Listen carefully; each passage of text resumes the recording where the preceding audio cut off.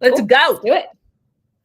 Moving and grooving. Hello, hello, hello. Welcome to Her Talk Show. My name is Sabrina Victoria. I am here with Shivani, and we are talking all about the secrets to reducing inflammation.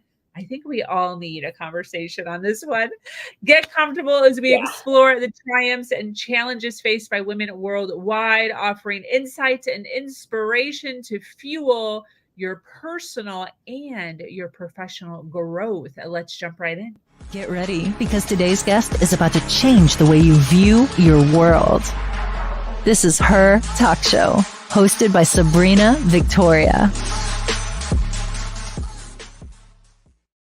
All right. If you're listening live, I see you already jumping on. If you're listening on the replay, make sure you hashtag replay wherever you're at so we can send you some love in the comments. We are here every day delving deep into the realms of health, wealth, and leadership with some of the most brilliant women globally. We have interviewed over 600 women, and today we are adding another one to the list. We have Dr. Shivani. She is an Ayurvedic practitioner and expert in fusing Eastern and Western practices that help our bodies achieve equilibrium. She completed her master's in Ayurvedic Sciences and her PhD in turmeric. Is that right? Turmeric? Yep, the spice. Wow. Inflammation is a root cause for many health issues in our lives, and we have the power to overcome it. Her passion is teaching at-home remedies to reduce inflammation naturally that will help you enjoy more energy, less brain fog, and less pain, and ultimately achieve vibrant health. Dr. Shivani Gupta has practiced Ayurvedic medicine for over 20 years, and her approach is to show you the tools in your toolkit so you can reach for them every time you need them. She is also the founder of Fusionary Formulas, an Ayurvedic company that helps people with inflammation and pain. Girl! Welcome. Thank you. Thanks for having me. I love this. So exciting.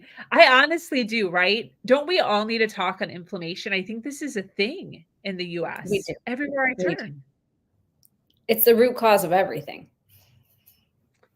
Yeah. And so turmeric, I've heard that. Is that what that is? Is that does that help with the inflammation? I know we're going to get into it, but Yeah. Yeah. that It's a very powerful anti-inflammatory antioxidant. It's antiviral, antibacterial, antifungal, and anti-aging in the sense that we're going to age. It's inevitable. But as we age, we want to keep our energy and our vibrancy and our brain health and all the things so we can do all the things we want. Turmeric goes in there and helps get rid of zombie cells, helps reverse oxidation. So to me, it's like the perfect spice because I need that level of support to accomplish everything I want to do. zombie cells, are these cells that are dead? Yes. So over time, we have cells that die, and our body's supposed to clear them out, but our body sucks at it over time as we age. And so they just accumulate, and then they slow everything else down like zombies. They just start running into everything and ruining everything. And so turmeric will go in there and just kick them out. And then we're clean and clear and ready to keep going. You know, this is reminding me of is I used to watch a dog who was blind and deaf, not making fun of this dog. It was the best dog ever. But it would just, we'd be on a walk and it would just run into things. Garbage cans, mailboxes, bushes. And I would feel so bad, but low key be laughing. This is what I'm imagining my zombie cells doing right now, just running into shit. Yep, totally. Wow, this is so interesting. So first of all, why inflammation? What happened? Why did you decide to dive into this subject? So growing up, I'd go to India every year. All my cousins, my grandparents were there. I'm from Houston, Texas, but we'd go to see the family. And every time someone would have this catastrophic health issue, it would be my grandma needing a quadruple bypass, my grandpa having Parkinson's and his leg got amputated. And I kept watching this and I was like, this is so screwed up. Like, how is it that the last quarter of your whole life is spent in disease management in pain? Like, it just sucked. How come we can't address this stuff earlier? Is that what's going to happen to my parents? Is that what's going to happen to me and my generation? because there was so much diabetes and all the advanced stages of diabetes that I was seeing. And so I made it my mission just to prevent diabetes in my life. And then as I went on that health journey, I discovered Ayurveda, this ancient science from India that's over 5,000 years old. And it healed my gut, gave me the health I needed, build that resiliency. And I was like, oh, well, everyone needs to learn this way of life. Like, well, how come we don't know about this in the West? How come we're just creating inflammatory diseases, but no one's giving us the right toolkits to stay as like healthy, as strong, and as we want to. Wow. So this whole mission was ignited by your own family. Yeah. Wow. And then how soon into kind of delving into this did you start to recognize how easy it was to reverse or prevent? It took some time. I went on this quest through India because I was like, okay, what is Ayurveda? Does it work? Is it real? Or is it just some ancient science and these people think it's great? But as I used each tool, I learned my individual mind body constitution. I healed my gut. I improved my sleep. I reduced my inflammation. I adjusted my diet. So I did a couple things out of Ayurveda. And I was like, oh, okay. So if I can be this healthy and strong now, I'm sure that I can help others prevent all the things that I was seeing. Beautiful. Now, I said Ayurvedic a few times during your intro. I know. Good job. What is this? Because it sounds fabulous, but I'm sure people are like, well, I don't even know what that is. Sure. So under the umbrella of complementary and alternative medicine, we have so many cool modalities. There's chiropractic, naturopathic, homeopathic medicine, Reiki, medical massage. Like there's so many different ways we can approach our health in different natural integrative ways. And Ayurveda is usually the last door that people ever hear of. And my whole mission is to make it the first door that we hear of because it's a preventive way of life. Ayurveda means the science of life. And so it's basically a toolkit of lifestyle practices that we can apply to ourselves. And we can shift into this lifestyle that shows us how to sleep better, how to eat better, how to live according to nature's rhythms, and thus build this body to be so resilient, so vibrant. So I find here in the West, a lot of times we're like, oh, my friends complain. They're like, I'm aging, everything hurts, everything's slowing down. I don't feel as good. And I kind of listen to that and I'm like, I feel better than ever. I kind of look and feel better than I ever have in my whole life. I'm so grounded, so centered. I'm winning on I'm firing on all cylinders in my brain and I'm winning in every area of my life. That's really due to building a lifestyle that supports the ability to go do that and not burn out. And so that's what I'm trying to teach is build your health and keep your health over your longevity by eating, exercising, sleeping, using super spices, and knowing your individual constitution, and then living according to that as your North Star. Awesome. You said, did you say nature's rhythm? Yes. What does that mean? So in Ayurveda, we teach this thing called the circadian clock or your circadian rhythm. And a lot of people are talking about circadian rhythm now because modern science has proven that this nature's clock is true and valid.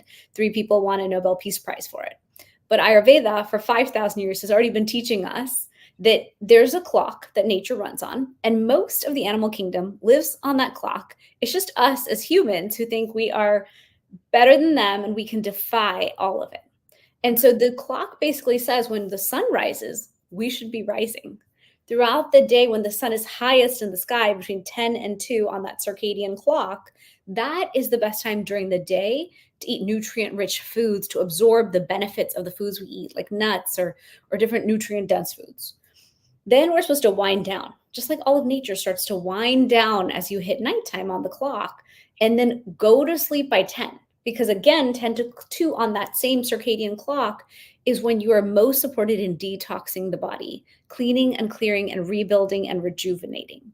And so this idea very much applies to us as women, as entrepreneurs, as people in business, as mothers, as whatever role we choose to play.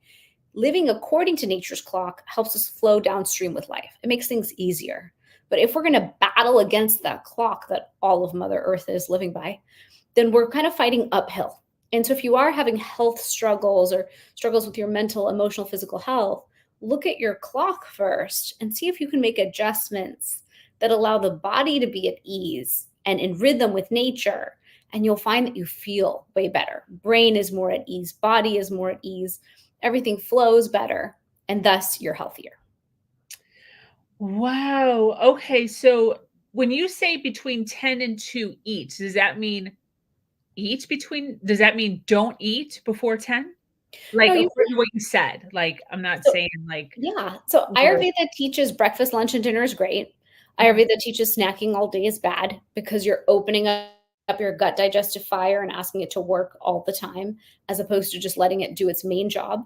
So you can have breakfast, but we do teach intermittent fasting, and we teach that if you can, like, hold a 12-hour fast, finish dinner by 7, and Yeah. then don't eat breakfast before 7, Yeah. approximate based on you and your body. That's a good way to give yourself the fasting time period for the body to go repair and heal. And then what I do is I make sure lunch is between 10 and 2 on the clock. And Mhm. when I have lunch, I'll add more nutrient dense things, maybe hemp seeds today or pumpkin seeds tomorrow or cashews, whatever's hardest to digest in your day, put it into lunch because that gut digestive fire aligns with the sun and you have the sun's full fire energy in the gut to digest it. And then dinner is supposed to be small. Most of us have these fun blowout dinners and eat too much at night, but we're meant to have small breakfast, big lunch, small dinner.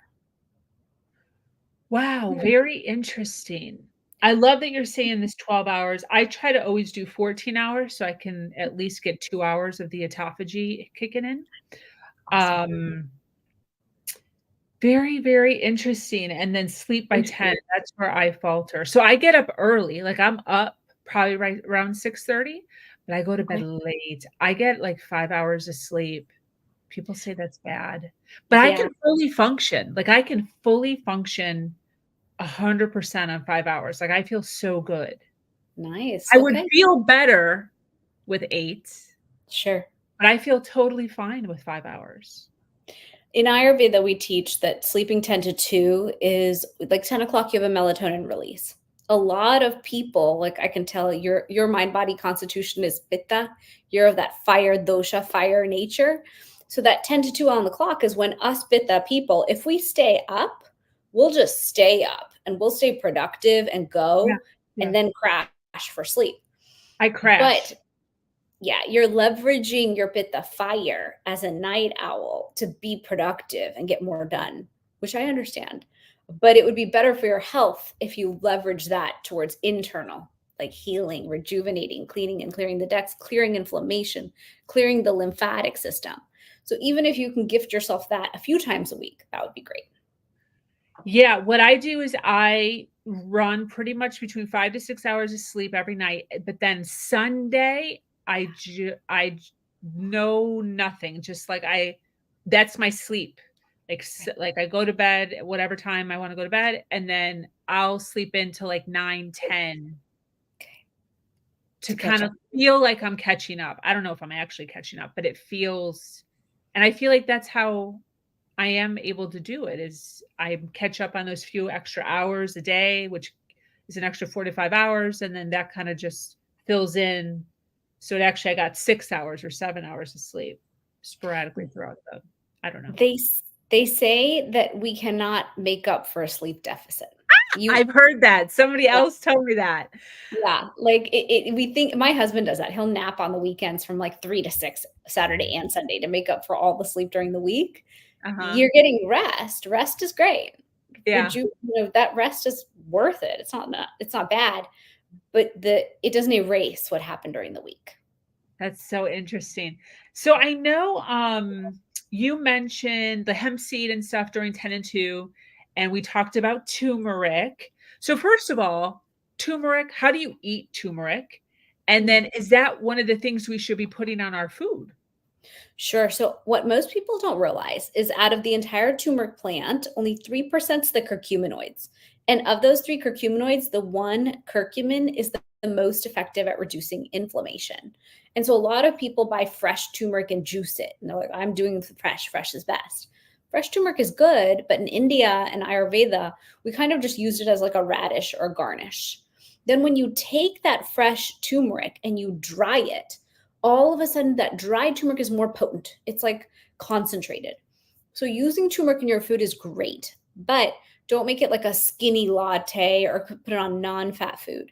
Turmeric is 2000% better absorbed when you add black pepper, or it's better absorbed when you use a healthy fat. So either makes it more beneficial to the body. And then there comes a therapeutic dose of using curcumin. So if you take a curcumin supplement at a therapeutic dose of over 95% potency, then all of a sudden you're going to significantly reduce inflammation in the body. And that's something I've been obsessed about for 10 years now is if we're going to be so inflamed as society, if everything's going to inflame us, what is it we have to take to reduce it significantly and put those fires out so we can keep going and keep building what we're going to build and do what we're going to do? So is turmeric something we just put on our food?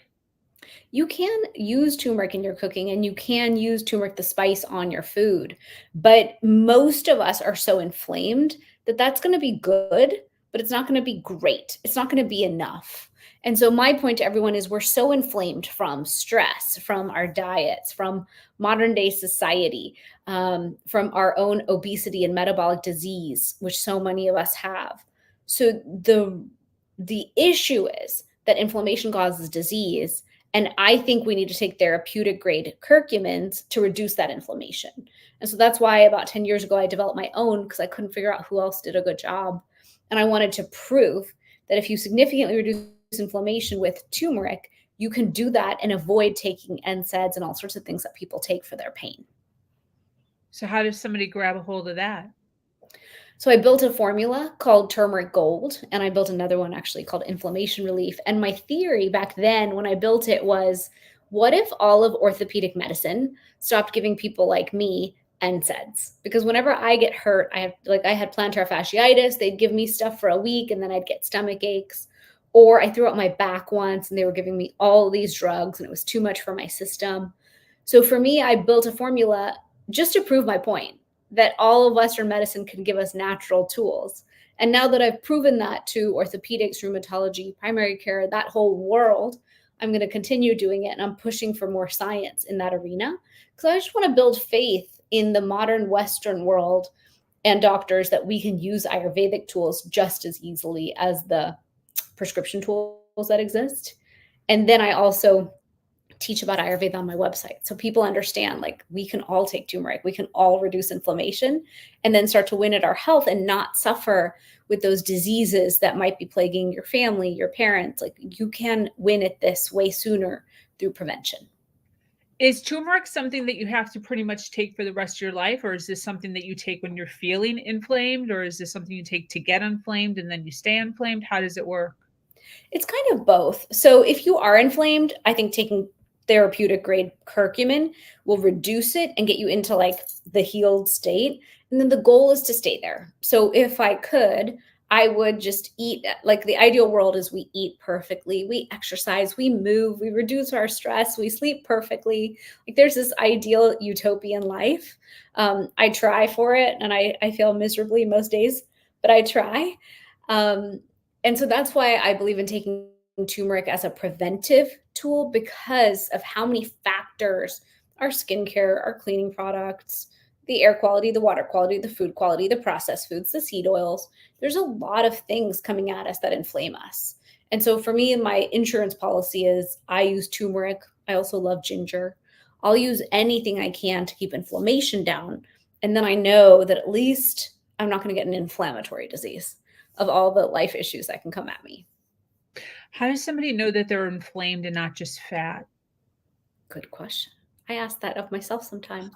I'm always like, this is just bloating, right? This is not fat. This must be bloating. And then I laugh. I'm like, okay.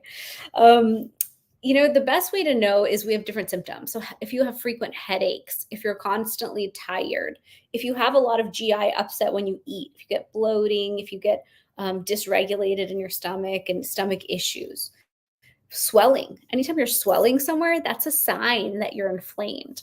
Anytime you're red or hot or have a fever, those are signs that the body's inflamed. Skin issues are often a sign of inflammation as well. Inflammation in the gut and system will lead to inflammation in the skin and the skin reacting. So those are just some of the symptoms. Joint pain is a big one. If you have aches and pains and joint pain, you're inflamed. So inflammation is like this chronic, low-grade, persistent fire, this silent killer that's just floating around, impacting all our organs, damaging our bodies. And as we age, we're like, oh my gosh, like, like the other day I hurt my forearms in the gym and it didn't go away. It didn't magically go away, which I was praying for. And then a couple weeks later, I'm like, you need to do something. You can't just keep pain, because that's your body signaling with inflammation constantly. And that's the problem. So many of us are generating these autoimmune diseases. That's just the body not understanding how to turn off the fire. So that's why I love to teach, not just use turmeric, which is a powerful therapeutic tool, but here's the lifestyle to go with it so that we can win on both sides and then not need to take turmeric every day. Yeah. What about those of us like myself who are addicted to salt? Salt causes that, right? Bloating. We have said salt is bad for so long, and now the health and wellness world is finally coming back and saying, no, actually, we needed salt. We need salt in our water. That's how we're going to absorb our electrolytes. That's how we get electrolytes and absorb our water into the system.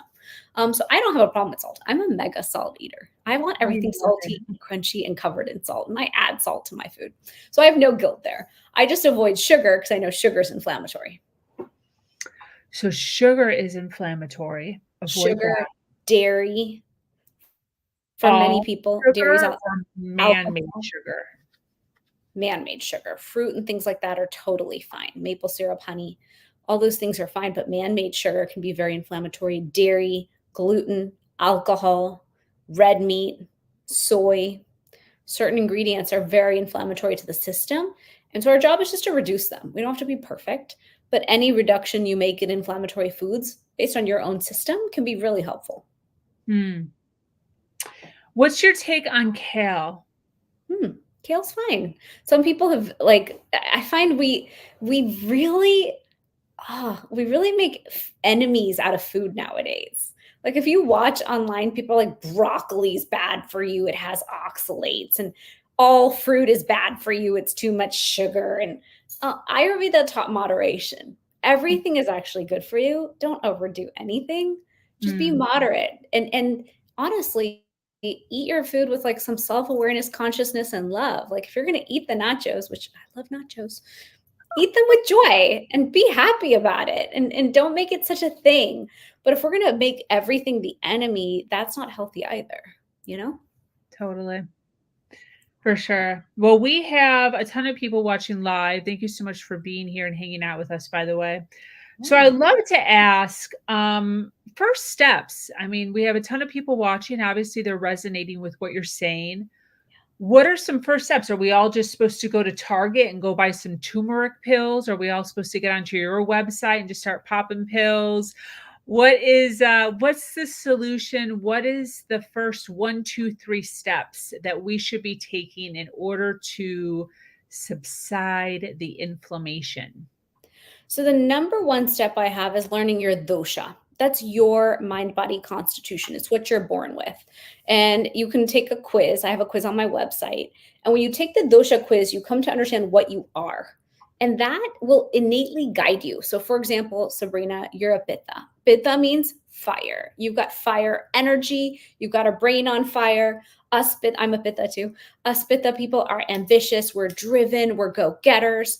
But we also have something called like hangriness. I don't know if you get hangry, but pittas, we need our meals. We need our 3 square meals a day, or else this fire doesn't work right. And it gets dysregulated is a good word for it. So I use all the words to define a volcano to explain the pitta nature. If we aren't fed and managed and cooled down and rested, we explode, we erupt, we burn out, all those things. And we have 2 other constitutions. The Vata people are thin and wiry. They're going to be a busybody. They're going to tend towards anxiety and poor sleep and gut issues. They tend to be artists. They tend to be creative, but not finish what they start. That's the Vata crew. And I defined the Pitta crew. Then we have a Kapha crew. That's stronger, of the earth. They carry much more earth energy. And that person's going to be one thing at a time. They're going to have a slower metabolism, and they need support in their own way. So when it comes to inflammation, I like to say, look, understand your body type and navigate your life according to your body type. That alone is going to help your gut health, your sleep, your stress, which will help reduce inflammation. So my number one thing is take a dosha quiz, because self-awareness is the key. Then number two, I love recommending a copper tongue scraper. Have you ever used a tongue scraper? Yes. Like a handful of times, like free at the hotel or something. Cool. So a metal tongue scraper, it can be copper, it can be stainless steel. You gently scrape the tongue 7 to 14 times. Don't go too harshly and don't go too far up or you'll gag. But you're going to gently scrape the tongue. And we all have this white film that we develop that's just indicative of the toxins in our life and toxin accumulation. So just like in reflexology, all the organs of the body are reflected on the bottom of the feet. In the same way in Ayurveda, we teach that they're reflected on the tongue. So we want everyone to gently scrape your tongue every morning. It's going to ignite the digestive fire, ignite your metabolism. It's going to detox you gently, basically for free. And then we don't need to do so many big old detoxes and cleanings because we're doing it daily. We're doing a daily gentle detox. So I love tongue scraping as like a health hack of all hacks out of Ayurveda.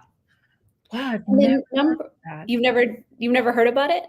I didn't know it was like beneficial healthy wise. No. For sure. It's very beneficial. And oral microbiome ties to gut microbiome. Yeah. I know So if you want a healthy gut, you got to keep the oral health clean. So we recommend copper, tongue scraper, and oil pulling. Oil pulling is another one tied to getting all the toxins out of here.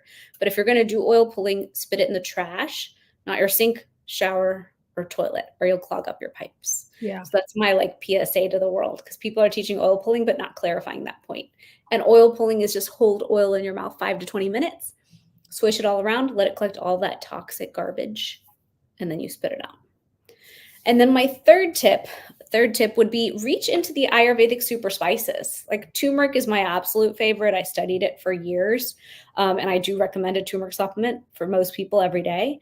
But there's ginger lemon tea in the morning. There's so many adaptogens. In Ayurveda, we play with ashwagandha, brahmi, shatavari, tulsi. These herbs all can help us reduce our stress, get our brain working better, help manage our hormones and our menopause and perimenopause symptoms, help us sleep better, because when we sleep, we clear inflammation. And so I really love playing with the spices, because I can't always do everything perfect. But if I've got the tools like on my nightstand ready, then at least I know I'm going to get perfect sleep. I'm going to de-stress in the afternoon when my kids are home. And each part of my day is kind of better managed because I'm taking the right tools. Love that. Linda says, I heard that taking turmeric for any long period of time can harm your liver. What's your thoughts on that? Great question. So when it comes to any supplement use, we should cycle. Any. Obviously, the essentials are the essentials. We need to watch it with our omega-3 and some of those things. But yes, taking turmeric for like ever and decades should be watched, just like with many other herbal vitamin mineral supplements out there.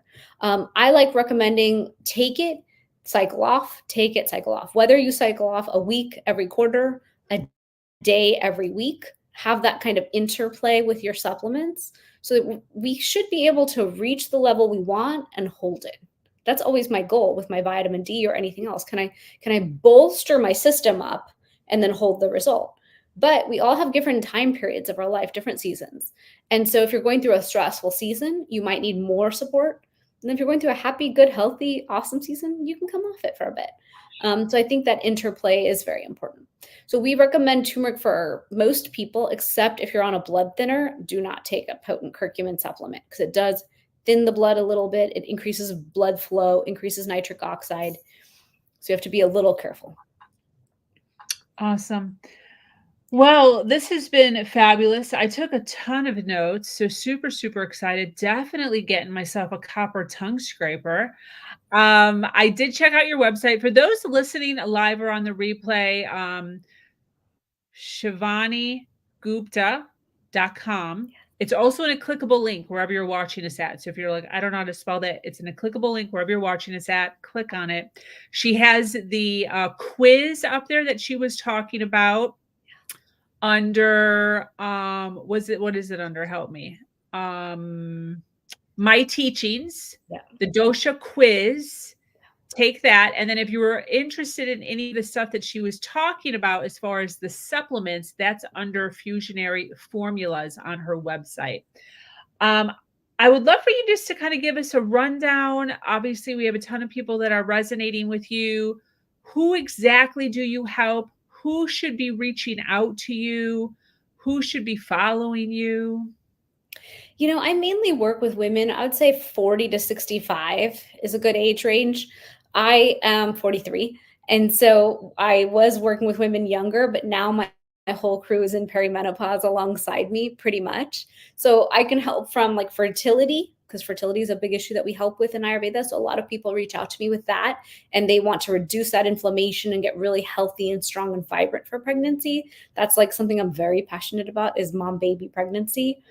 Then I'm mega passionate about perimenopause and how we manage this time window, then menopause after that. And what I help most with is chronic joint pain. Like I win at chronic joint pain all day, because people have knee pain, hip pain, their hands are losing function, they're dealing with autoimmunity.